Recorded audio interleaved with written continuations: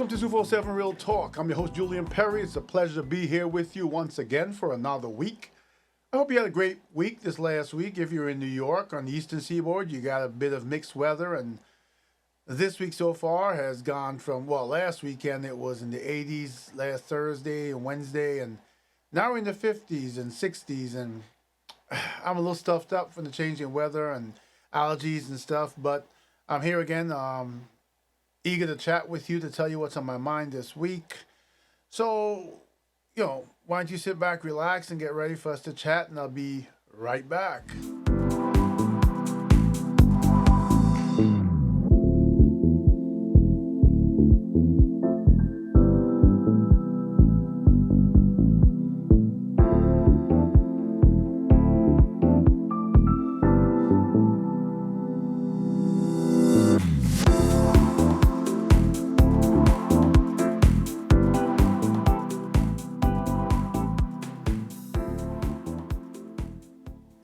So, like I said, I'm your host, Julian Perry. Welcome back to 247 Real Talk Podcast. Again, it's a pleasure to be here with you for another week.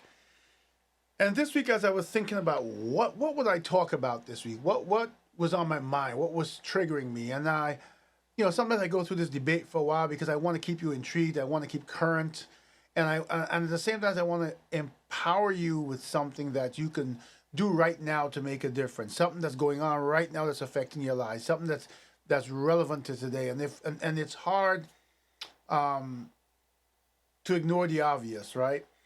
We've got the ongoing war in Ukraine. We've got this breakout of this war between Israel and the Palestinians, the Hamas. And we're looking at the response, and all of the response has to do with our political response here at home. We've been giving a lot of aid to Iraq, and now we want to give aid to I guess we're going to give aid to Israel.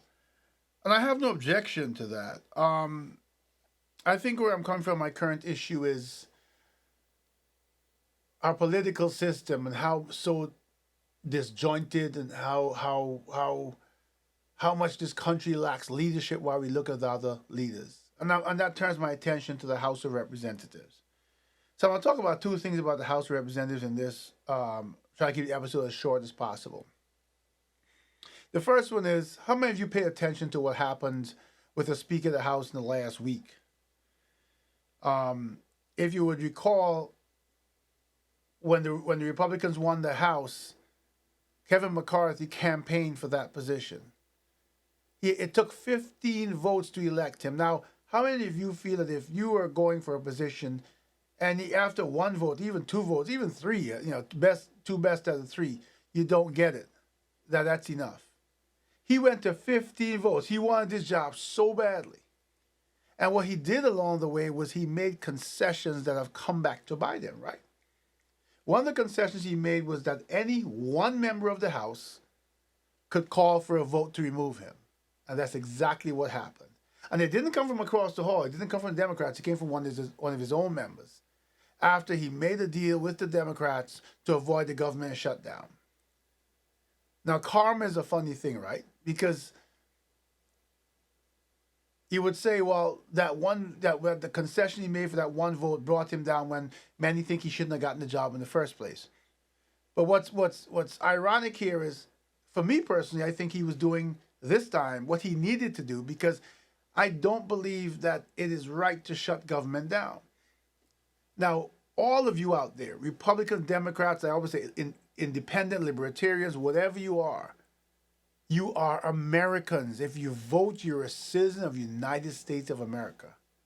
And before we start to go to our different corners in regards to ideology, we first have to approach government as one people. The fact of the matter is that this hard faction of Republicans didn't want to concede, didn't want to bargain, and so without working with each other across the aisle, they were willing to shut down government. Now, I remember this happened many years ago. And what really bothered me when the government was shut down was the Capitol Police who were protecting these senators and these members of government were working for no pay. All the people who were working in the offices, working for these members of the House and you know got no pay. The people who were responsible for their safety got no pay, but the members of the House of Representatives and the senators got paid. Now, how many of us can say if we don't go to work, not using vacation time, if we just don't go to work, that we can afford to do that and say, well, I don't disagree with my boss, I'm not going to work and I'm going to get paid. The American people are they're supposed to be their bosses. And if they shut down the government and the consequence is they don't get paid, maybe they will think twice before being so radical and getting so far-fetched. The country has to run. People have to live. We are already struggling in a society where it is so difficult. There's inflation. The prices are skyrocketing. Jobs, salaries are not matching what we need. Now you want to shut down the government because these people that are supposed to be brilliant that we elect to govern for us, to run this country for the greater good, can't sit down and come to a compromise. And because Kevin McCarthy did with the Democrats, they decided to kick him out. Now, that's what's ironic to me, right? Because I think at the end of the day, whomever replaces him still has to work across the aisle to get things done. So we can see how toxic Washington is and how toxic the House of Representatives is. But the thing that really triggered me, even more than that, and if you excuse me from sniffing, like I said, I'm a bit clogged up tonight, is yesterday it was revealed that the Justice Department brought an additional, what is it? I'm reading here, my monitor here, additional 10 charges on House Representative member George Santos. Now, this guy is a disgrace. He's despicable, and he should have been not even sworn in to begin with. And for all of you who don't know what this is, or if you forgot, George Santos was the guy who won one of the seats in the House of Representatives from New York. And right after he won, his story started unraveling. First, it was the fact that when he won and he got this notoriety, the Brazilian government contacted the U.S. government because there was a warrant for his arrest in Brazil. He had fraudulently used someone's checks to buy personal items.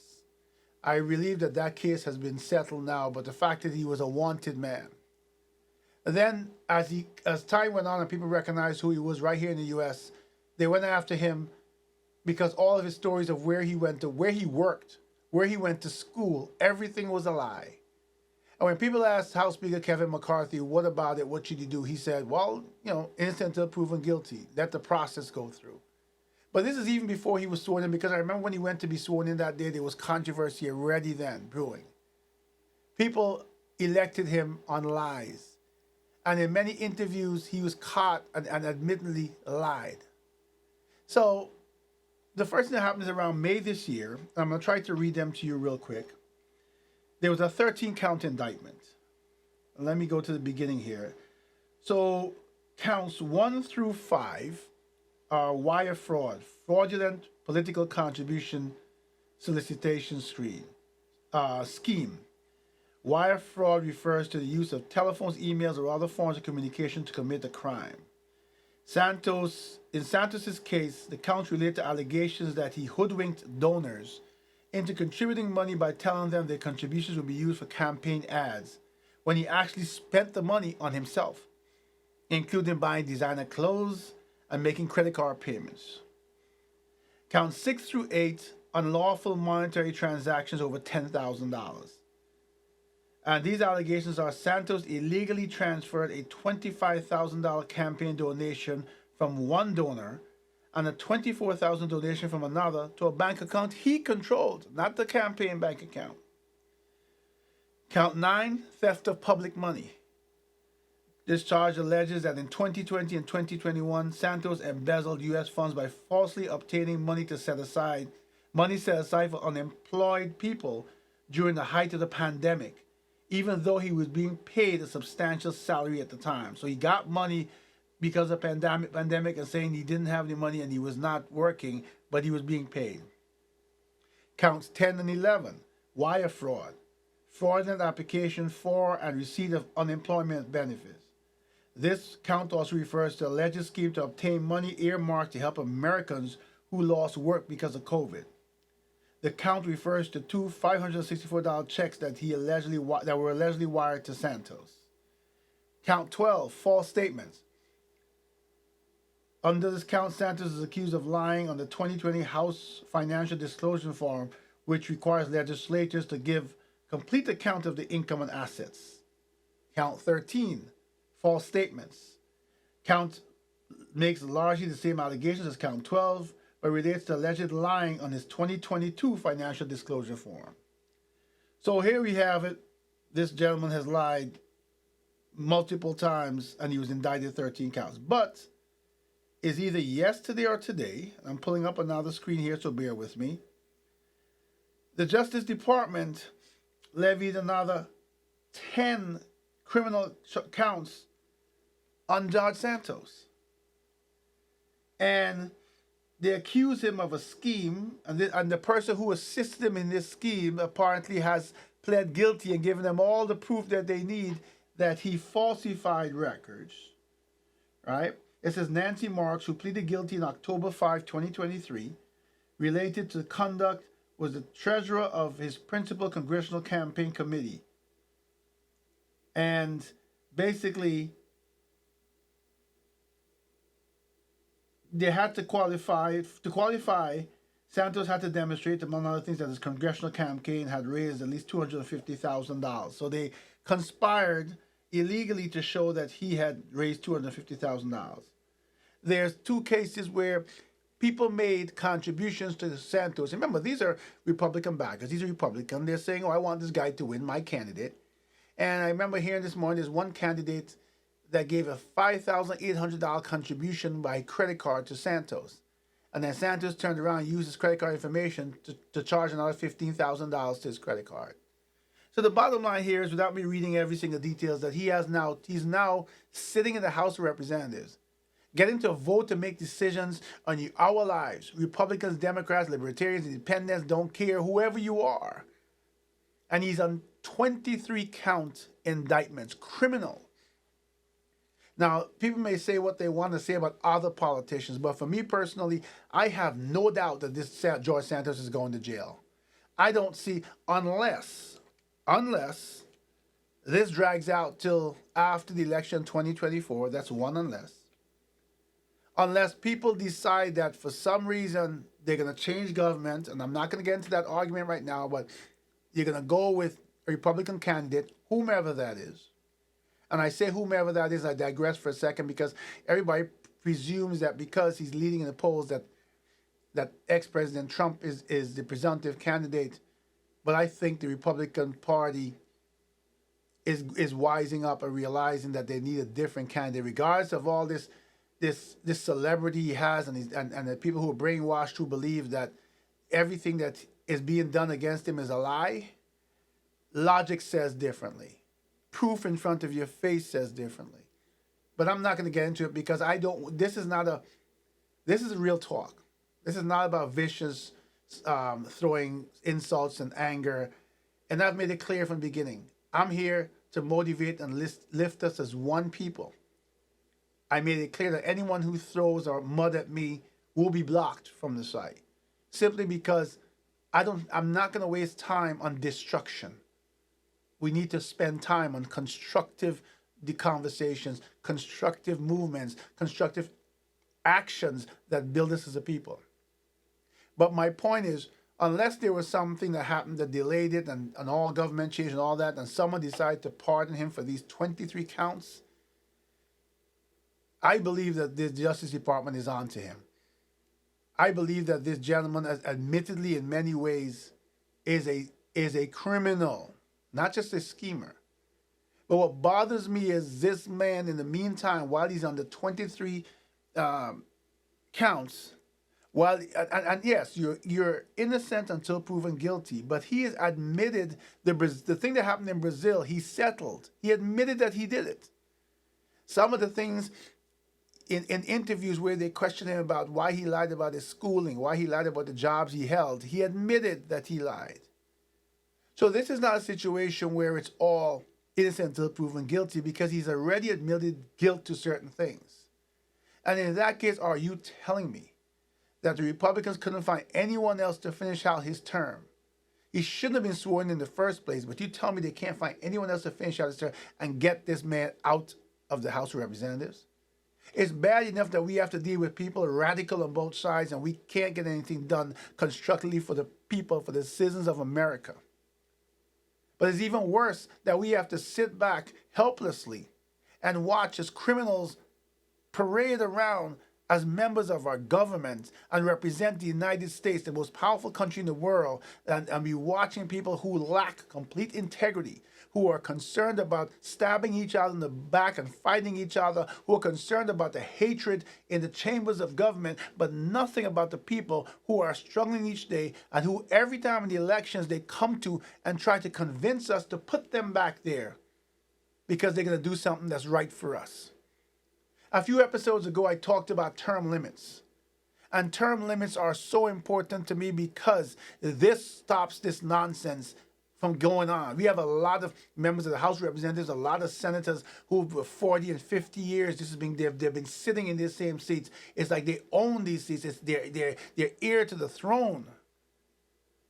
And so we're left with the same nonsensical, ingrained hatred and violence, political violence and political hatred and nonsense that keeps going on year after year, term after term, decade after decade. And we, the people who are struggling, who are dealing with real issues, can't get fresh minds, fresh opinions, fresh thoughts in there.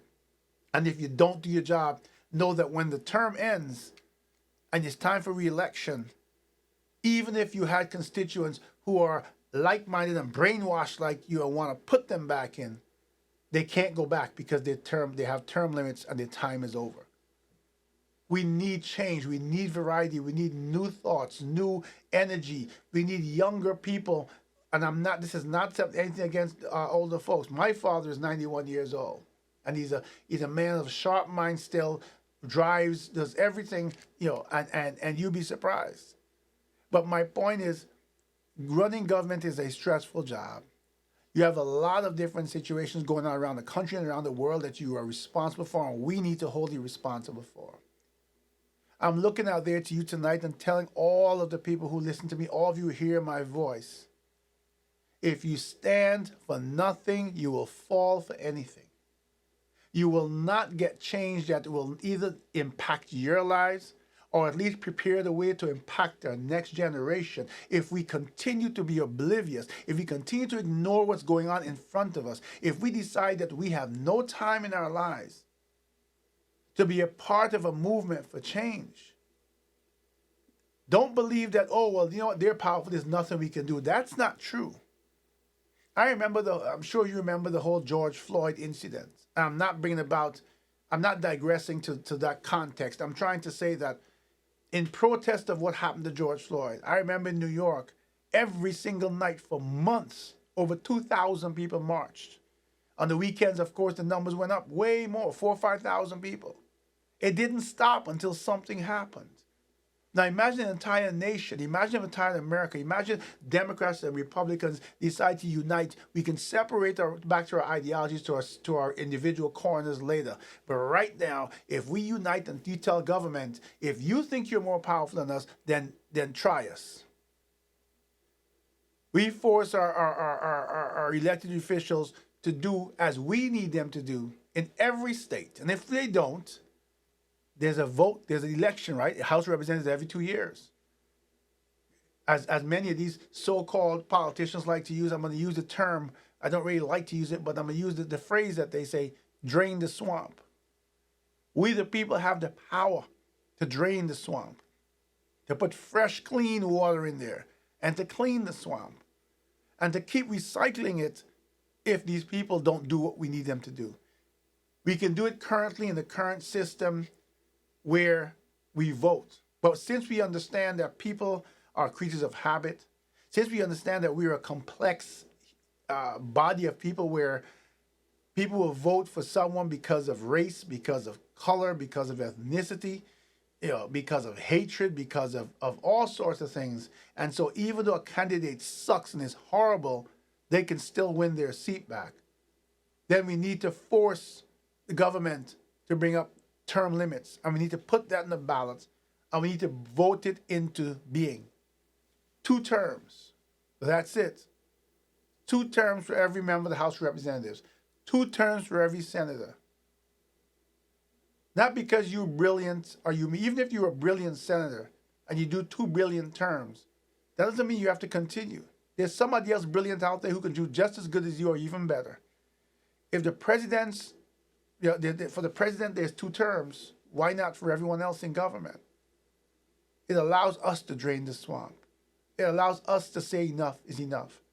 It allows our voices to be louder and heard. It gives us power because we have the ability to bring someone in new, and the people who are there don't care who they brainwash or who they pay or who they lobby. After 2 terms, they're out. It's time for change. And I keep telling you, and I'll say it again. I know I look at my readers, my listeners, and I see the thousands of you who listen to my podcast.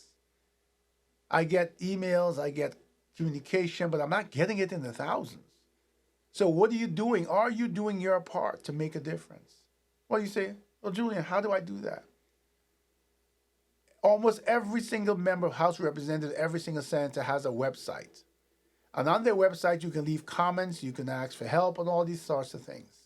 So you don't have to get a pen and a paper. Every single one of you has a computer or a phone. Put your thoughts down in a very professional way. We don't want to drag this to the mud. We don't want to become the swamp. It's easy in anger to use vile language and to use antagonism and all these things. That's not how we get things done. We have to put aside the anger and become constructive for each other. And you need to do a form email. Write out everything you want to write and you want to express on something, and put it in a Word document, and then copy and paste the content into the dialogue box on the Senators or House of Representatives member website. And save the document in Word. And then every 2 days, if you don't get a response, copy and paste it and send it again. And keep doing it. And not only one person. Imagine if you're a senator or you're a House member, and all of a sudden you're getting thousands upon thousands of messages talking about what we want as the people. And every single day you're being bombarded.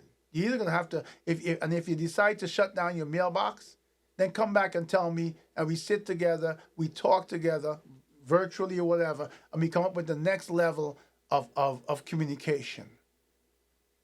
Sometimes it's the simple thing of taking some time on a Saturday and jumping on a bus, organized, and have a rally peacefully. Sometimes it calls for getting the news media involved. Sometimes it calls to putting the spotlight on many politicians who don't want the spotlight on them. But let's make a difference. If you stand for nothing, you will fall for anything. Right now, we still call ourselves the greatest country in the world. And we have in the House of Representatives a representative who is under 23-count criminal indictment, sitting there making decisions about our lives. I did hear today that the Republicans in New York have united to bring an action in the House, whatever they call it, however they do it, to have him expelled. And while that may be seen as noble, I see it as very late, and I see it as very convenient. Because you know what? There's going to come a time when there's another election soon, next year. And the Republicans want to make sure that they keep their seats. So now it seems like you're acting. And I'm telling you right now, if it were Democrats, I would be saying the same thing. If it were independents, libertarian, I don't care. I personally don't identify with any ideology, complete ideology of any party. I said it before, there are things in each party that have value, and there are things in each party that are wrong. The ideologies are wrong. It's like any human being on this earth, where we all have good and bad within us. And so the fact of the matter is that this George Santos should never have been sworn in, and he certainly should not have been sitting in a position to have votes on things that affect our lives, when he has admitted to criminal. The thing in Brazil, again, with the checks, that was a criminal. However he settled it, that was a criminal warrant. He admitted to lying to basically get the votes. He is hoodwinked his whole Republican Party, and he's hoodwinked the Republican people who voted for him. And I've heard enough of them say how angry they are with him. So the fact of the matter is, irrespective of what you believe, I believe that members of both parties, including Republicans and Democrats, will identify with my conversation tonight, because even the Republicans who have him there on their side are angry and fed up of him. People, join together as human beings first. Join together as citizens of the United States of America. Demand the government that we deserve, for the people, by the people. Remove the opportunity for people like George Santos and others to be sitting there making decisions in our lives, when, if we were in their positions, if George Santos was an ordinary person, when I say ordinary, not a politician, he probably would have done time in jail already. Because when this indictment came down, he probably would have been arrested and processed multiple times. And he probably would have been getting bail that he couldn't afford to pay to get out. If you and I had this 23 counts, we'd probably be in jail, because the bail would probably be astronomical and most of us wouldn't be able to afford it. Come on. Stand for something so we don't fall for anything and everything. Thank you again for another week, another opportunity to come into your homes, in your cars when you're driving, on your phones and YouTube. I implore you, please subscribe and share. It's really important to me bringing quality to you, to continuing this. Everything that you see and all the improvements I've made are all out of pocket. I don't mind, because my mission here, I feel, is my mission at the Almighty God, my beliefs, my mission, my purpose. I've often said what I do here is part of what I need to do and must do to qualify to occupy a space on this place we call Earth. Have a great rest of the week, a great weekend, and until we chat again next week, remember, subscribe, share, like. Let's build this community together, and make sure you take care of yourselves and each other.